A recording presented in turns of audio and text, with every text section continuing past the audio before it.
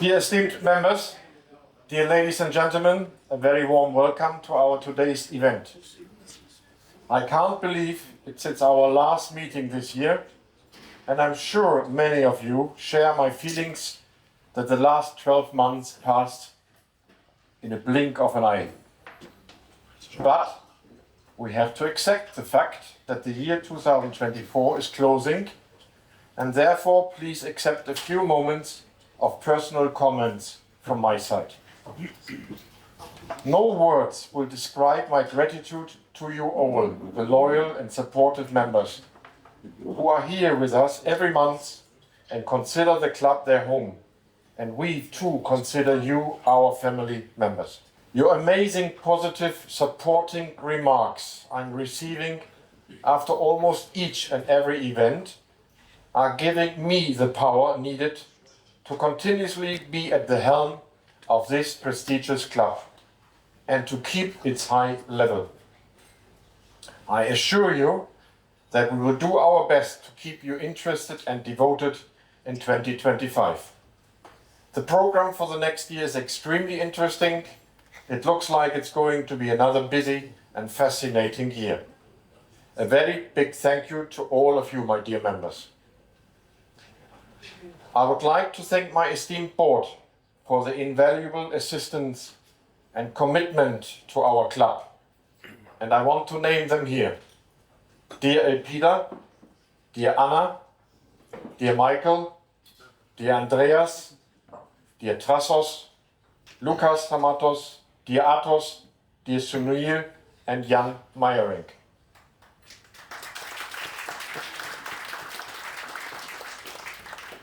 And yes, I can see in your eyes, dear ladies and gentlemen, you are absolutely right.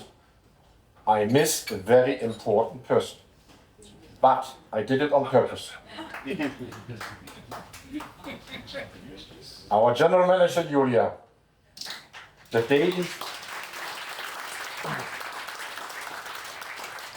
daily smiling face of our club, our priceless business card and figure card, so to say, needs to be mentioned in particular.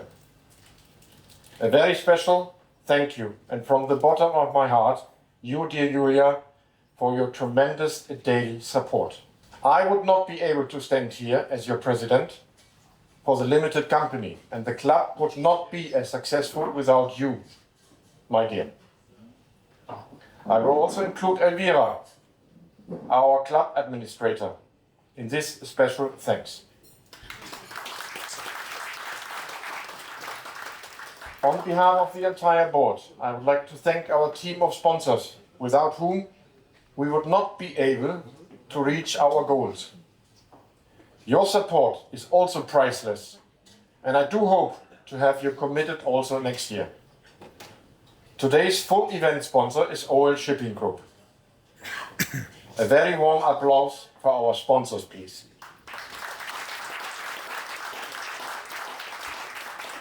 Finally, I would like to remind you that the registrations for our New Year's Gala dinner on 17th of January are now open. Please be kind enough, apart from your registration, to also consider sponsorship for this special event. We have 2 sponsors, and during the last hour I got a 3rd one. Thank you. Now, without further ado, let me introduce our today's speaker. Julian Bray heads TradeWinds, the leading global shipping business publication. I'm sure you can find the publication in every office here in Cyprus. After studying at Manchester University, Julian embarked on a career in business journalism that has seen him work for daily newspapers, magazines, and news agencies, including as a business correspondent for Reuters and editor of Lloyd's List for 8 years. He is particularly interested in shipping involving business models, the forces which are driving that change, the industry's ongoing struggle to manage technological and regulatory change, and their at times difficult relationship with wider social responsibility. Dear Julian, dear friend, I'm personally extremely thankful and proud that you accepted our invitation to come to our beautiful island, although it's raining. The floor is yours. Thank you. Thank you. Ladies and gentlemen, a very good evening to you all, and thank you for the invitation. It's a great pleasure and honour, in fact, to have been asked by Captain Koch to be here tonight. As Captain Koch says, my name is Julian Bray, I'm the editor and publisher of TradeWinds, and we're part of a Norwegian media group led by our big sister, the Norwegian financial daily newspaper, Dagens Næringsliv, which is where we get our professional journalism and commercial culture from. I must admit, when I was first approached by Eberhard to speak to you, I was sort of a little wary, because I don't tend to volunteer to speak at these sorts of events. Not only, frankly, are my hands full running TradeWinds and our group's portfolio of energy publications, I must be honest, giving speeches is not my natural territory. Call me old-fashioned, but I think journalists really should stick to reporting on the world, striving to be the eyes and ears of their readers. The aim should be to supply the knowledge to help you make better business decisions. Frankly, who cares what the writer thinks, unless they have something particularly important to say based on what they have seen and who they have talked to. But ultimately, although I was slightly wary, honestly, who can refuse when Eberhard asks? May I also add my sincere thanks to the General Manager of the Marine Club, Julia, for her excellent support in planning the evening. She did a great help, so thank you, Julia, indeed. I've been asked to speak for around 25 minutes or so. It's thanks for the very warm welcome so far, and it's great to see some old friends as well, such as Charlotte and Sunil here as well tonight. So I look forward to speaking to you all later. As I said, I've decided to break my own rules and share with you, in the privacy of this room, I should add, some of the thoughts and perspectives I've gathered during my now 30 years plus of covering the shipping industry. I want to share some of those perspectives of what's hot and what's not, some of the challenges the entire industry faces in the few decades ahead. And at the end, I'll be very happy to hear any questions or reflections on my comments or anything else about either shipping or journalism. And there is a Slido question thing going around, which we should be able to have some questions, and there'll be a microphone a little later. Disruption, complexity, and the green transition, or as frankly I prefer, the clean transition. It's a short phrase which I think elegantly captures the scope of the challenges facing everyone in this industry as it sets out on the latest period of reinvention. It's a neat phrase I first heard used by the head of Clarkson's research, the ever insightful Steve Gordon.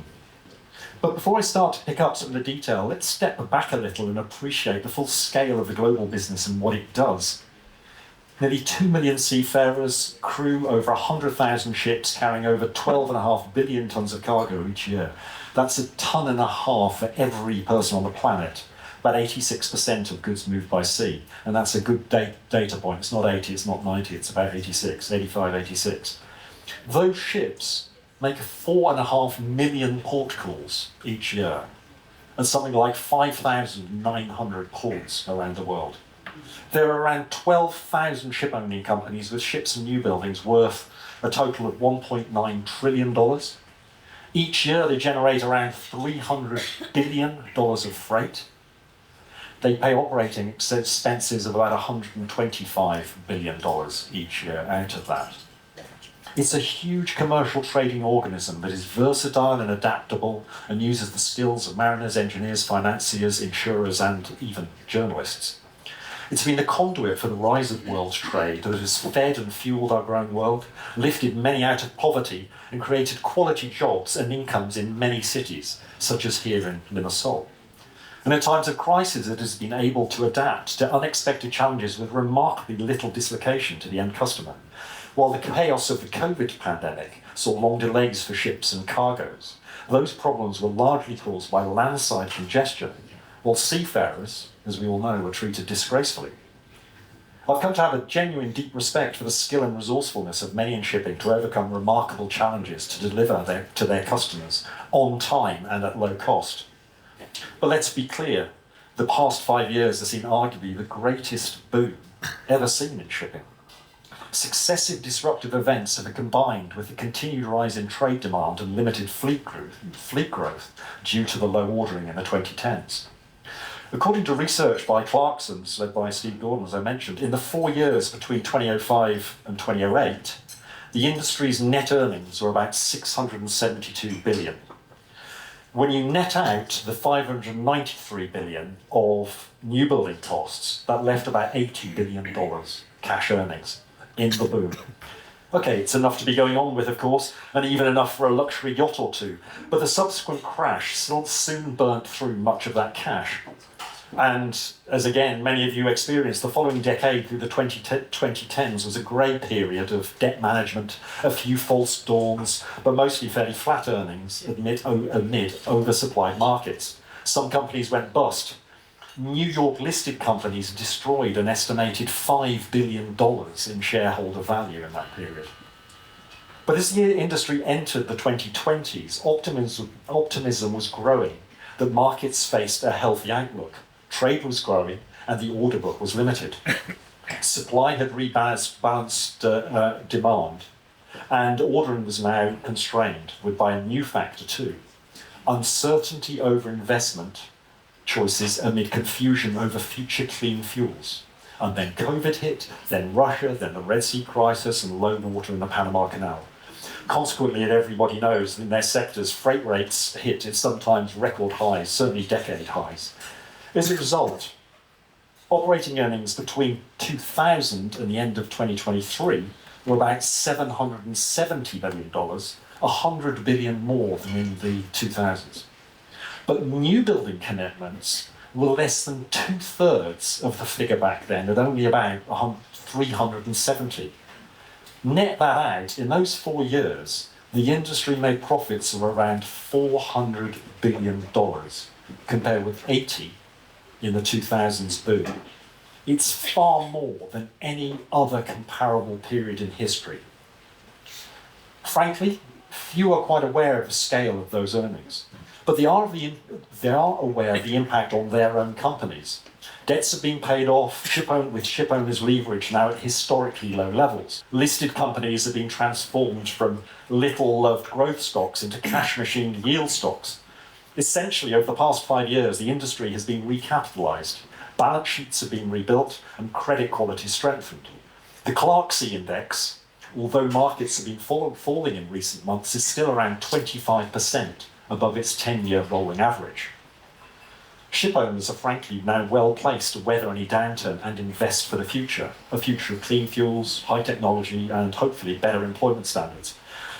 But as an observer of shipping, while I admire what the industry has achieved and where it is today, what I've seen over these 3 decades has also made me at times a harsh critic. Shipping has treated crews with contempt, it's despoiled the marine environment, it's ripped off investors, and it's avoided paying a fair share of its huge income in tax to fund our collective vital social needs. Those in shipping often belittle these issues by claiming they are just a minority of companies' bad apples that spoil the image for others. But frankly, I believe too many turn a blind eye to what is hiding in plain sight. While it is certainly true there is a top tier of highly professional companies with good quality standards, the long tail of disreputable players is long indeed, even here in Europe and the Mediterranean. Just take a glance at port state detention reports to see the details of ships owned, operated, flagged and classed by reputable companies that are in a terrible state, where seafarers' safety is compromised and the risk of pollution from casualties is unacceptable.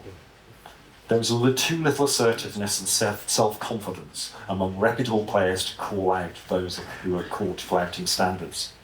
In fact, I believe this is a clear force behind the launch of many new industry lobby groups in recent years, such as the Global Maritime Forum and the Sustainable Shipping Initiative. Ship owners, investors, and financiers have, at the margin, grown frustrated with the approach of traditional ship owners associations and other trade bodies who are cowed by membership concerns of simply to aim for the lowest common denominator. When the lowest common denominator is below social norms in other industries, it's no longer acceptable. Of course, 20 years ago, even 10 years ago, such criticisms were shrugged off, since most of the time no one could see or know what was going on board, while on land companies could hide behind the heavy drapes of the corporate veil. Ladies and gentlemen, that has dramatically changed in the past few years with the transparency the electronic communication revolution is bringing. And that process will only heighten in the coming years. It is a key point in the impact of the disruption that transparency means it will be much harder to hide bad practices, be they physical or financial. On land, there have been the leaks from the Panama, Pandora, and Paradise papers, while at sea there is the ongoing digital revolution in connectivity from ship to shore to increase management oversight and efficient operations. The master and crew of a ship are no longer the masters of their own environment once they leave port. And the ship owner is no longer the master of their vessel, as charterers, cargo owners, insurers, regulators, and financiers demand and expect real-time data about vessel performance. Elon Musk's low-altitude Starlink satellite communication system is proving a key element in opening up the ship's performance data. But satellites are not only the conduit of performance data, they are also keeping watch on where your ship is and what it does. That brings me on to a second major disruptive force, and that's the state of the world, the increasing amplitude of the cycle of geopolitics and natural disasters the world has faced. In recent years, it was first COVID, then the Ukraine war, as I mentioned, and then the Red Sea attacks and Panama. Perhaps it's the Western sanctions against Russia and how they've played out that displays both the financial benefits and the reputational challenges more vividly than any other. Sanctions are always a rather blunt and crude instrument, but most would agree they have their place in global trade and diplomacy. They have constrained, for example, Iran, Venezuela, and Cuba in recent years. Sanctions against Russia have been less effective than had been intended by the West, not least in the oil trades, where the convoluted rules around the oil price cap have been widely flouted. Of course, that was by necessity, not to stop oil moving, but to limit Russia's profit from the trade. Nevertheless, weak enforcement and the building of the dark fleet led to huge windfalls for the legitimate shipping industry. The estimated earnings from sales to the dark fleet of aging ships at inflated prices generated around $5 billion, while the overall demand for those longer voyages drove up ton-mile demand. Between them, the Russian sanctions and the Red Sea crisis have added around 6% ton-mile demand in recent years, equal to around 2 years' annual economic growth. And that comes with a risk as it unwinds, as it surely will at some time soon. Another disruptive force from the rise of the dark fleet, where the sanctioned part now accounts for around 6% of the global tanker fleet, has been the new power of satellite imagery and positions data. Satellites are now the all-seeing eye.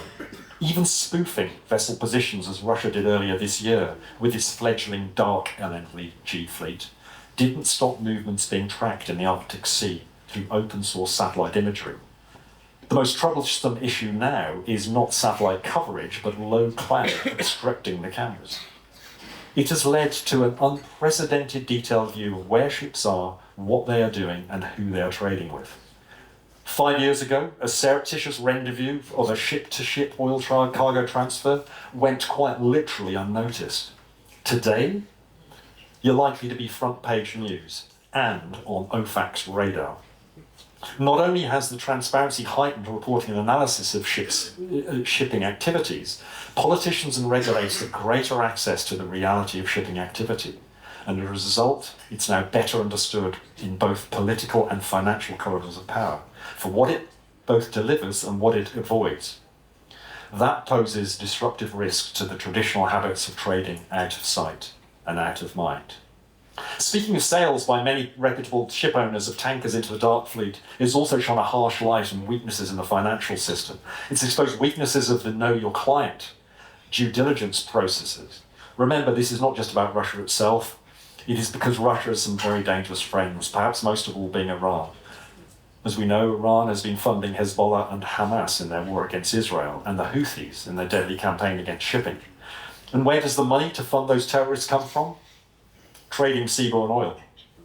There are Iranian government institutions that specialize in shipping oil and channeling funds to those terrorist groups. In recent weeks, it's emerged that Yemeni mercenaries are in Russia to help Ukraine. It's been suggested the payback will be Russian missiles to be used against Western ships, your ships. Let's face facts. Supporting the dark fleet is not just a cute money-making flip, making a healthy profit on overpriced, aging ships. Whether you've sold ships into the dark fleet, insured ships in the dark fleet, traded oil in the dark fleet, or crewed ships that are there, supporting the dark fleet is helping fund terrorism. Admittedly,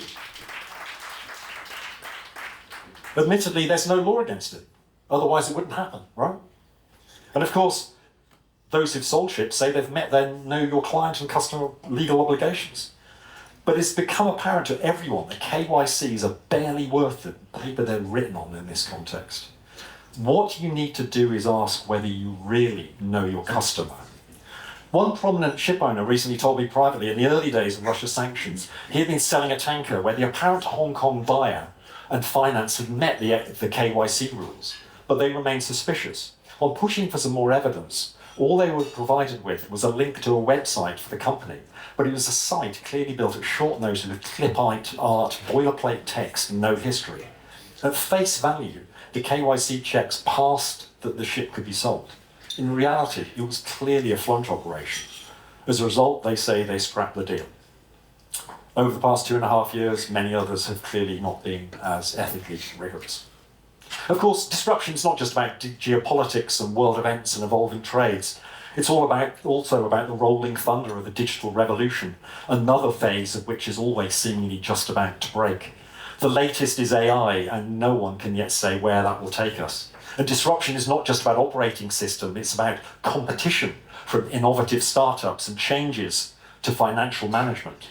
And then there's the juggernaut of ever-tightening operational rules, regulations and laws, and increased scrutiny from civil society.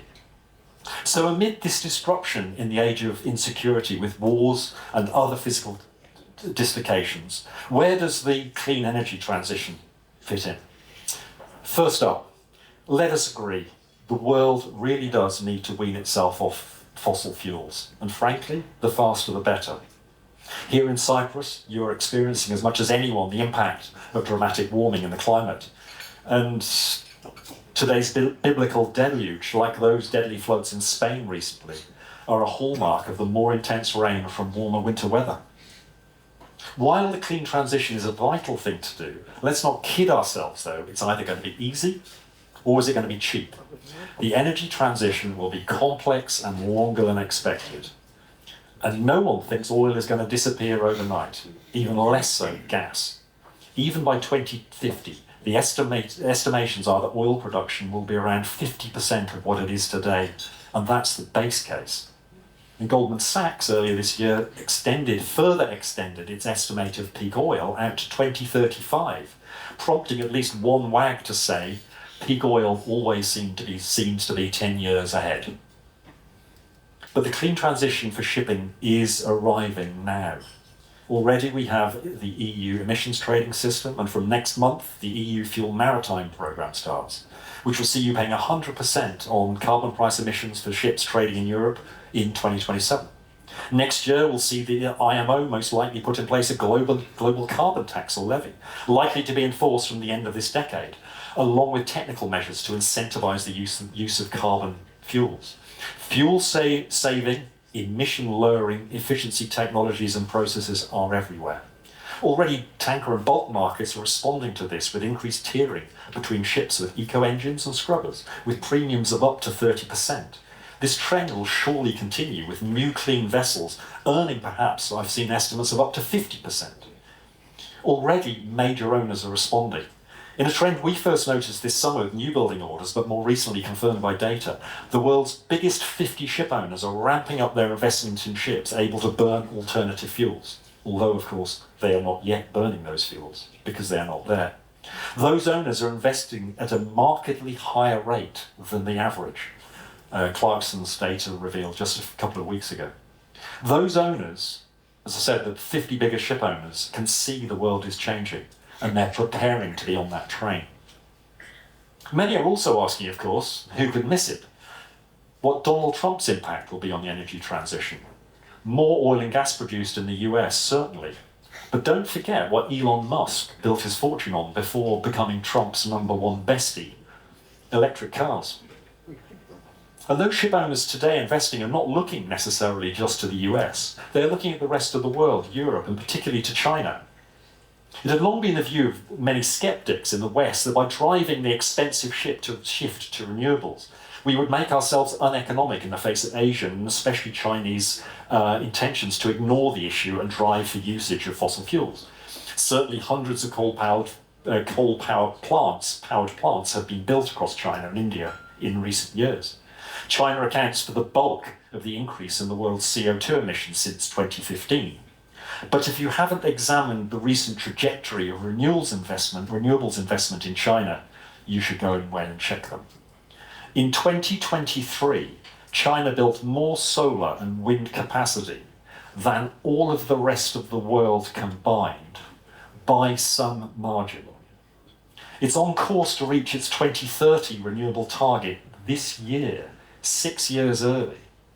It's thought likely to start reducing overall CO2 emissions next year, so peak CO2 emissions in China, which even 5 years ago was thought impossible. This is and remember, crucially for shipping, this is a major policy plank for Beijing. China, in fact, has 4 pillars of its new industrial policy: solar, wind, batteries, and electric vehicles. And that shift is now clearly moving into maritime. Its shipyards are embracing alternative fuels with ambition, with volumes driving competitive prices. And while I'm talking about shipyards, Chinese yards are quite literally taking over, which has geopolitical questions as well, of course, with Washington asking questions about can they be trusted.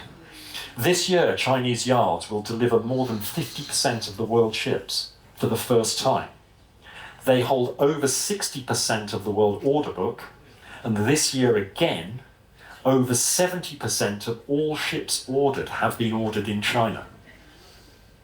Those figures are only set to increase. And I should add that half of those ships ordered this year will be dual fuel capable. So overall, what does this add up to you and in shipping markets and your businesses in the next few years? And just a few points if I could. First of all, underlying seaborne trade is probably likely to grow, albeit at a slower pace, which has been the trend for some time as China approaches maturity. That will provide the industry with a solid floor. Nearshoring and friendshoring will still drive seaborne trade because of the interlinking shorter legs. Globalization, the macro factor that's been intrinsic to shipping's success over the past 30 years, is not going into reverse. There's no data showing globalization is going into reverse. There may be an increasing divide between East and West, and there already is to some extent, and who knows how President Trump will respond to this. But trade will probably continue to benefit in the macro level. A third point is the repeated tsunamis of disruption in politics and war and technology will distort trade, amplify demand, and constrain relative supply. But we know those can't simply be predicted. Supply of new ships to rebuild the fleet, which is close to historic old age, I should add, will remain crimped due to high prices and limited yard supply. You should remember there are now less than half the number of yards taking orders than there were in 2009.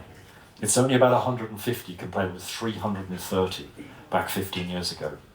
And while some Chinese yards are starting to expand and even some are being reopened, Beijing is in no mood to encourage the breakneck expansion in the 2000s, as it wants high-tech jobs, not dirty blue-collar jobs.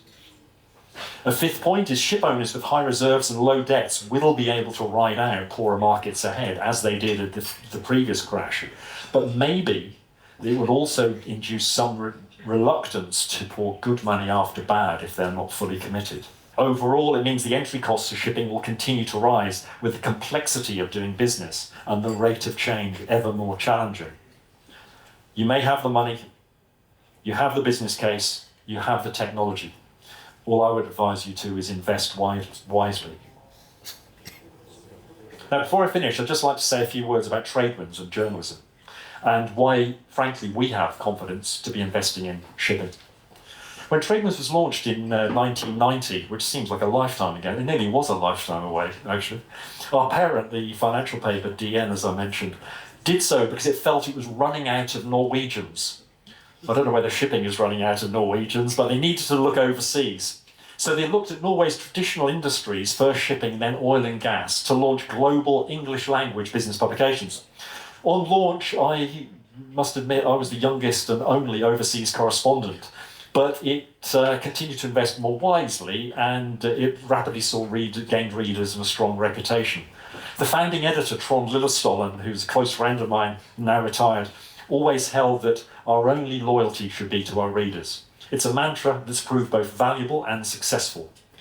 The style is that of a Scandinavian business tabloid, which sounds like a bit of a construction, but it kind of does exist in the world of journalism. Essentially, it's about the money in people in business and bringing out the colour as well as the nickels and cents. We see the detail and the colour of the markets we cover to bring valuable market insight and sometimes, hopefully, a little amusement. Sometimes, of course, we make mistakes, but more often than not, we're more right than people want to admit. Now, since I returned to TradeWinds in 2008, after I finished my tenure at Lloyd's List, when it still was a daily paper, I should add, a lot's changed. I've changed a lot. We still print a weekly paper for those who want one, but we are very much digital first with the news. We report faster, reflecting the increased speed in shipping markets, which has been a remarkable shift in the last 15 years.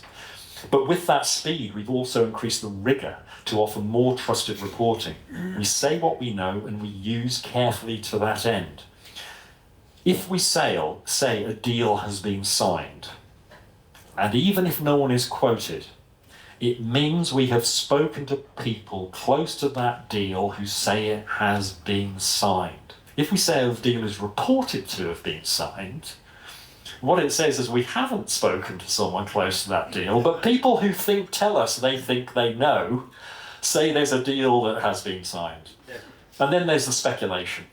And increasingly, we don't touch that. And I just add something. Last week, we had a very interesting story about a situation in China where a number of very senior executives were apparently taken away for the authorities to feel their inside collar measurements.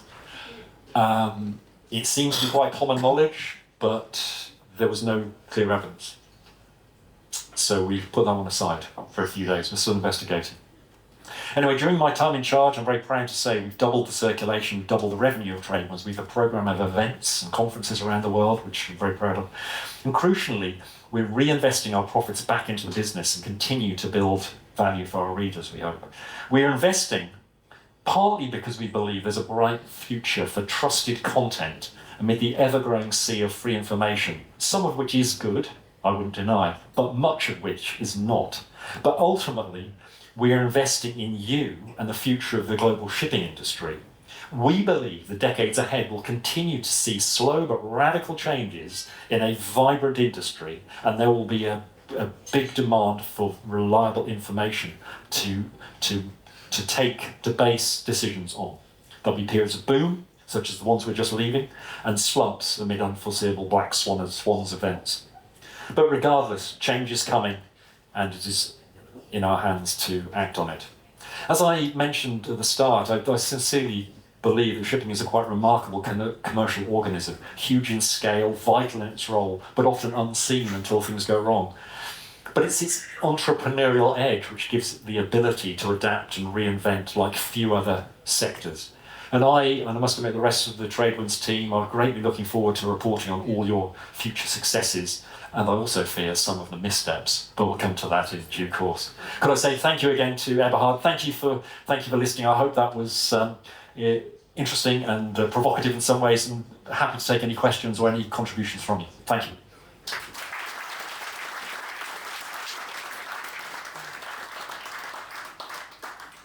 Wow, Julian. You are not only an amazing moderator, but you're also an amazing speaker. You want a certificate from us? So, any burning questions? There is one.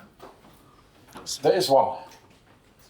Okay, do you think governments are turning a blind eye to the dark fleet, breaching oil embargoes to ensure they have sufficient energy for their electorate? Well, as I mentioned, I think the reality is that, remember, oil sanctions are only part of the overall sanctions. A lot of sanctions are posed on financial institutions, individuals, politicians, industrial companies, or land-based companies. So shipping is only part of it. The eye of the needle, particularly the US was wanting to thread, was to penalise the profits of the oil trading while allowing the oil to still move, because it knew, Biden didn't save his skin, but he knew that if the oil price went up because the oil trades were constrained, well, if the oil trades were constrained, the price would go up and it would be curtains for everybody. So they were trying to keep oil moving. That led to this hugely complicated set of rules, which frankly nobody really understands, and those who wanted to could run a coach and horses through. They've slowly tightened up. In the last 6 months, you've seen many more entities being sanctioned. Do I think it's a good thing to have done? I think it was arguably a slightly pointless exercise in trying to sanction the shipping side of things for the benefits. A lot of heat and light's been exposed, and arguably political capital has been wasted on something that was never going to be constrained and physically wasn't going to be constrained. And it's led, and I could just make one point on this. I think actually the legacy of dark fleet trading is not about the sanctions and being sanctioned, who has been sanctioned and what's gone on there. I think it is the creation of what some of the insurers now talk of as a parallel fleet. And that's a parallel fleet which is not running to the norms that everyone is thinking they want to run to. It's not running to the same safety norms, reporting norms, crewing standards. Who knows what the crewing standards are on some of these ships? They've been bought for ridiculous prices that are completely unjustified. When the market comes down, what's going to happen to those ships? They're going to be abandoned. The seafarers on them are going to be abandoned. You can hold me to account in a couple of years when that's it will happen, because they're going to be worthless. And then you're going to have this rump of other ships trading in a different way. And I think there's a big challenge for regulators, national regulators and global regulators at IMO to manage that and make sure the integrity of the main part of shipping remains strong. Thanks. God help me to avoid any collision with a dark tanker. Yeah. And there have been a number of collisions, there have been a number of spills, a number of fires, a number of accidents. Yes. Do you think Fuel EU needs to be done? I don't frankly quite understand all the detail of Fuel EU. What it is, though, I think it's important to remember, Fuel EU Maritime is an extension of the overall industrial emissions policy, stretching into shipping. So it's not been written with a shipping head-on. But there are some elements, so that's why it's challenging for many of you, I'm sure. But there's one element which is very interesting, and that's the fleet basing of the emissions. Meaning that the efficiency of the whole fleet is taken into account, not the single ship. So if you start adding fuel efficient ships, alternative fuel burning ships to your fleet, you win big credits. For instance, and there's talk that they can be pooled between companies as well as within companies, which in theory could be a very cute incentive to drive the incremental shift that we would like to see.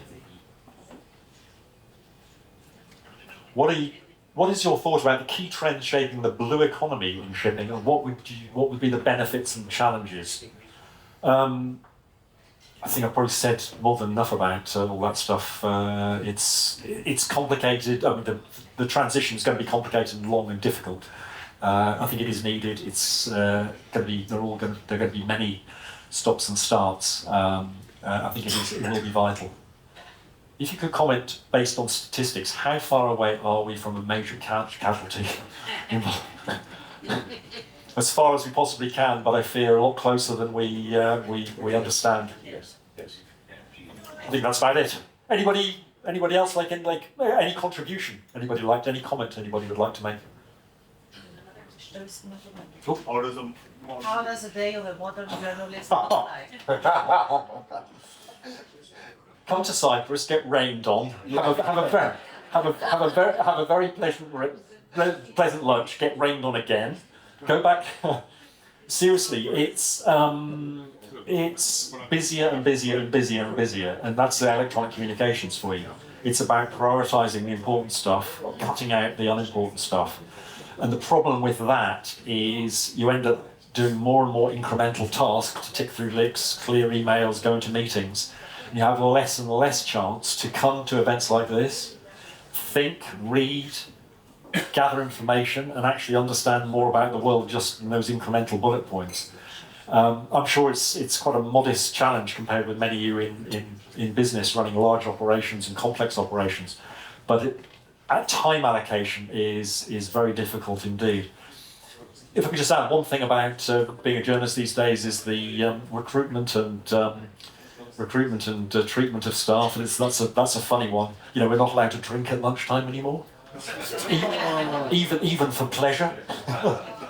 We're supposedly not allowed to swear at each other in the office anymore. Can't drink, can't swear. What is the world coming to? But that's part of the newer. That's part of the newer, cleaner, more professional world we're all trying to live in. So I'll leave it there. Thank you. One more question from the audience.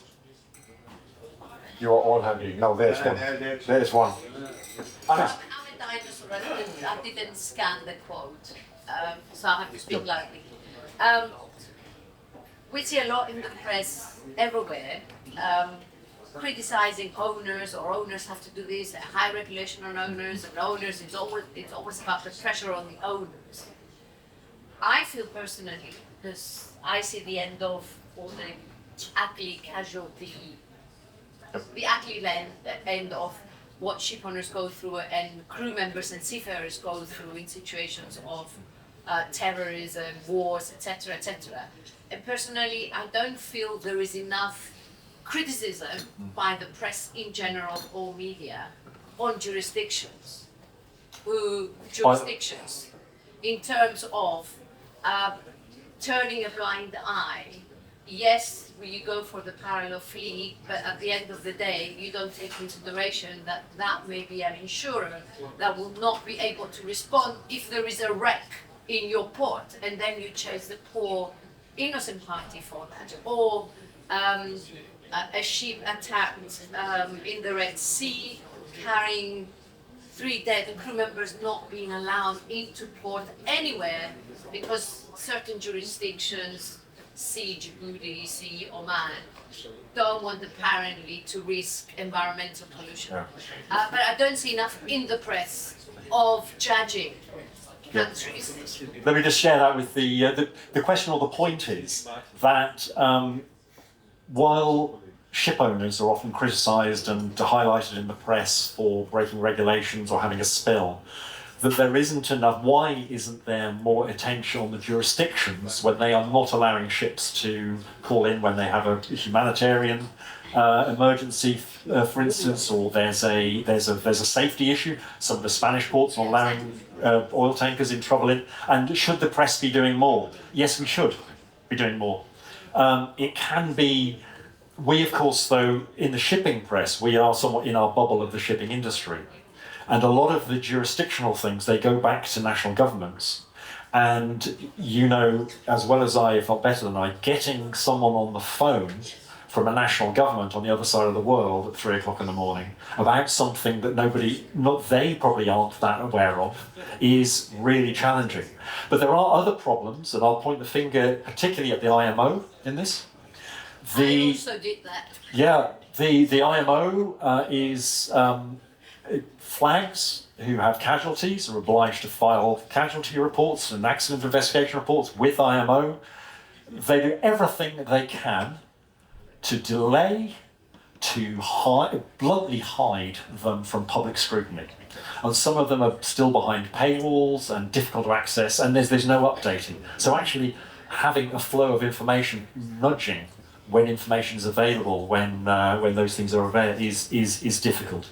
But I do take it, it's a very fair point that the jurisdictional issues need to be looked at as much as the anything just involving a particular ship. But actually, just at one point in closing around the journalism, the one thing that has changed in the last few years as a result of COVID and then the sanctions, then the Red Sea situation, is much more of the traditional business press and the serious mainstream press, you might say, has noticed that shipping is very important. And what's interesting, they've noticed there's a very interesting story for their readers in and around shipping. You would have seen in Bloomberg, in Reuters, in the New York Times, in the Financial Times, many more well-researched, well-grounded, clear, not in news stories, but features and insights and examinations of key issues. And frankly, those sorts of publications, they probably put as many journalists onto a single story for a month as I have in my newsroom. Yeah, so they can do a really good job. And that's something I think that it's changing I mentioned that in my presentation briefly. That's changing financiers and regulators and political view of shipping, because they're seeing it from this bigger lens. They're seeing it more like another credible industry, not this funny thing in a box that we only have to deal with when it goes wrong or when we need to sort of posture. And I think that's a constructive thing that the traditional big media is bringing to the shipping world in recent years, ironically, because of the crises that shipping has dealt with. Anyway, thank you very much. And I really don't want to hold you from your dinner any longer at all. Can I have a big applause for all today's speakers? Thank you.